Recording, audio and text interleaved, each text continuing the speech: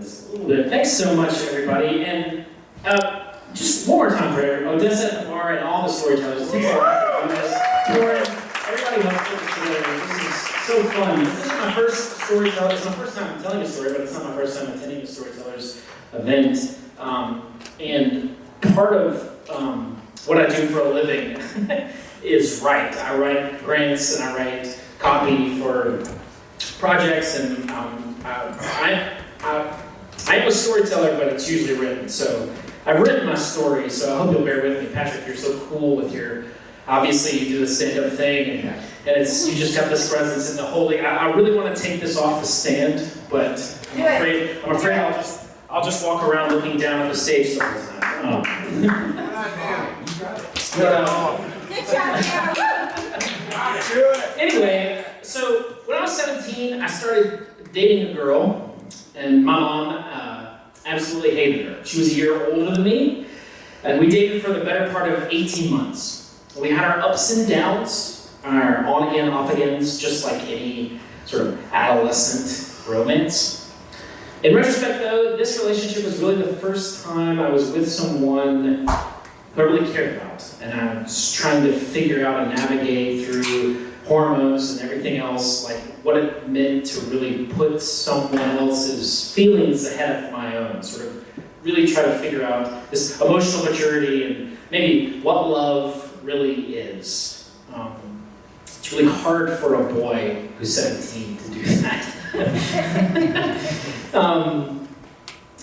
But I also think that's why my mom hated her. She sort of saw me prioritizing someone else over her, like sharing that love that I had for her with someone else.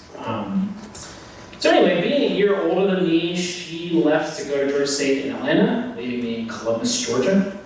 And being the pragmatists that we were, if you know me at all, you know I'm very sort of real. And my girlfriend was no different. And we decided that we weren't going to try to do some long distance thing. So we broke up. A year goes by, I graduate from high school, I'm now a freshman at Mercer, and in my mind, and in practice, what that really meant was that I had tons of energy, I had a car, and I was away from my parents. So I spent virtually all of my time out of class traveling to see music or playing music. Those were sort of my biggest priorities. Music has always been a part of my life. My parents were high school sweethearts. They met in their high school band and then continued to play in our community. There's several community bands in Columbus. They continue to play in those together. So sometimes I tell my friends I'm a big big fan of the movie Back to the Future. So my life is kind of like that. It doesn't make that joke. From an early age, I took music education classes, I took lessons, I played piano, trumpet, and drums before settling on guitar in high school because chicks, man, you know.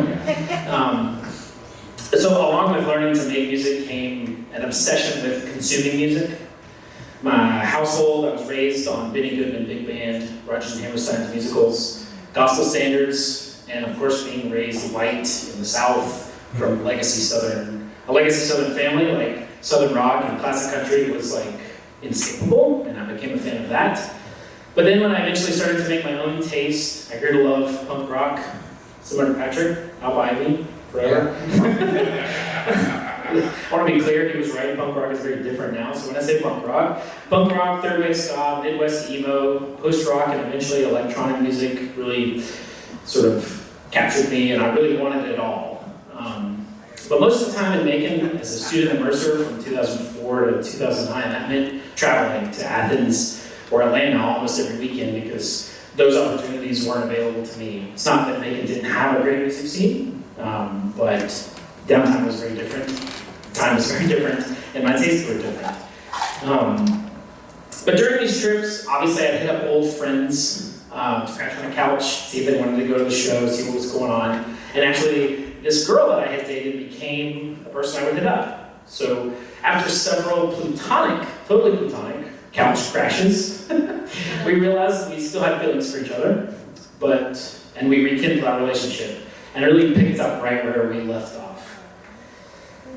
Maybe a little older, and just a tiny bit wiser, but not much.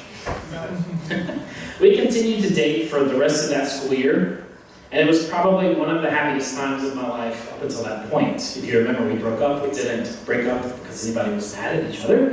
It was sort of a mutual thing, common. It was practical. It was making no sense. So this time goes on, and then she tells me that she's applied to study abroad in Kuwait for a year. And we both knew that this would likely be the real end and the period on our story. So the last several months before that happened and she left to go do that, we spent very intentional time together. And again, it's a weird thing to end a relationship when no one's mad, there's no ill will, it's just sort of like, well, we're not going to be able to be together, so I guess we'll not be together anymore. And this is the second time I've done this with this girl.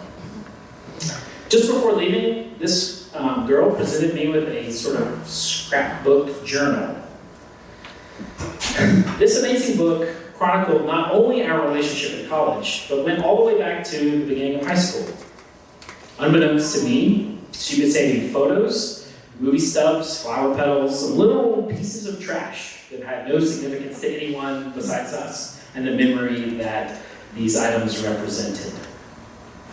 Besides the found objects, the book had handwritten pages that she'd torn from her own journal, recounting not just birthdays, date nights, and shows, but regular days where nothing particular happened that was any of significance, but she just thought about me and us or some event that had happened. And it also included moments that were not great, like moments of the ups and downs that I talked about, and really gave me an insight into how she felt and things that I said or things that happened between us that were great or not so great. And this is also a time, it's important to, I think, to realize that this is a time before Facebook. Like, she had a physical digital camera that she took pictures with, and then had to plug that into a computer, and then print those out, and then put that in a book. Like, it's a whole thing. And it's not cataloged automatically. Like, she had to look at dates and like paste and tape, and I mean, it was a whole thing. Like, Facebook, sometimes, like, and Corna and I were talking, she was mentoring me, it sort of feels like sometimes when we look back at the memories of our life, it sort of begins, depending on how old you are, like the chronicle of your life begins when you got on Facebook, because that's how far your digital memory goes back. And so this book represents a time well before that, and it's really the only version of that time in our lives. Me and my friends, it wasn't just the two of us, it was events that included our entire circle of friends. So obviously, I had to do something to reciprocate this gesture. Her gift to me was literally years in the making, thoughtfully crafted, pieced together from places deep within inside herself and very personal. How could I possibly match this gesture? So to recap, it's 2005. I'm a 19-year-old music lover, and I'm trying to tell a girl how much she means to me. The answer came to me immediately. A mix CD.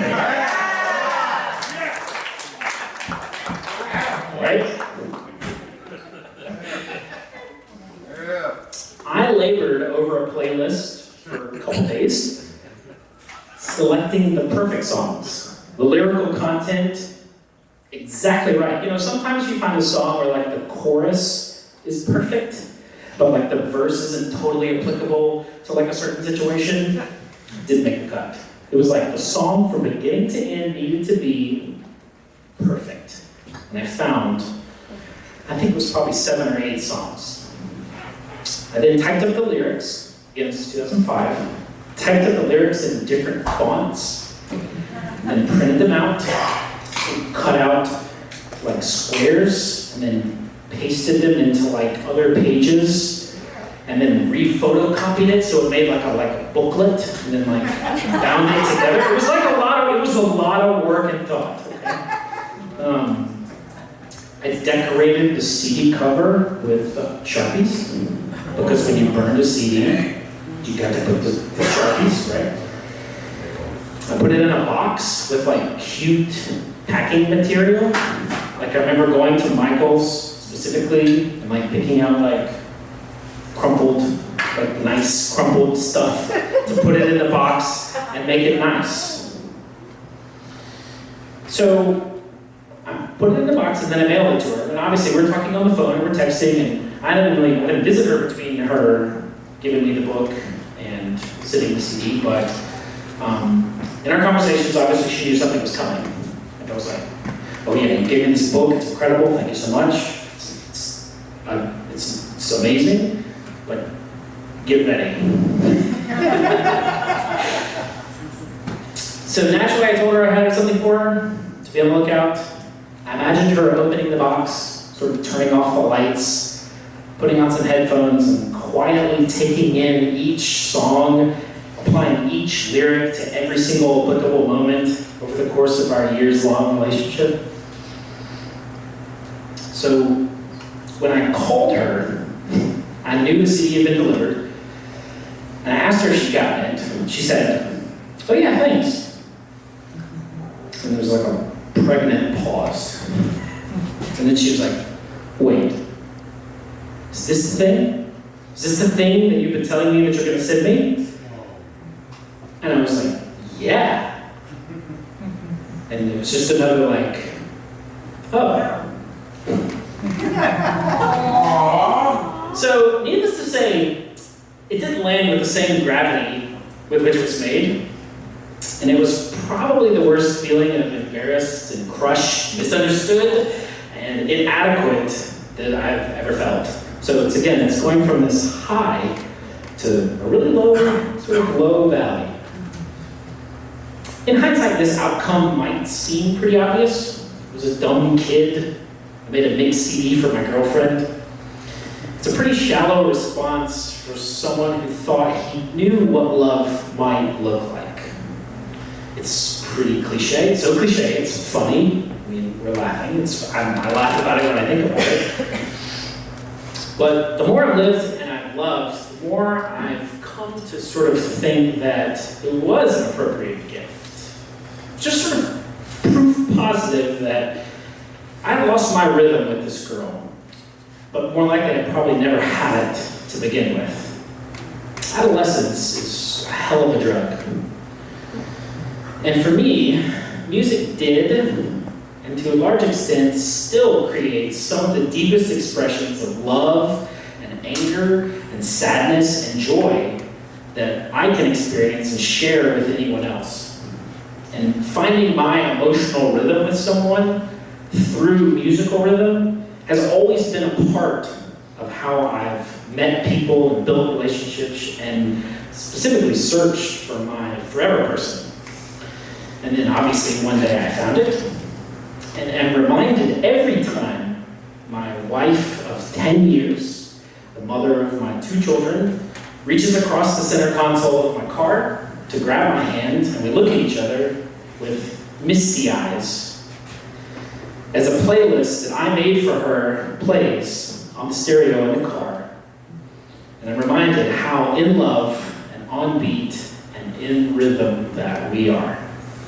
Thanks.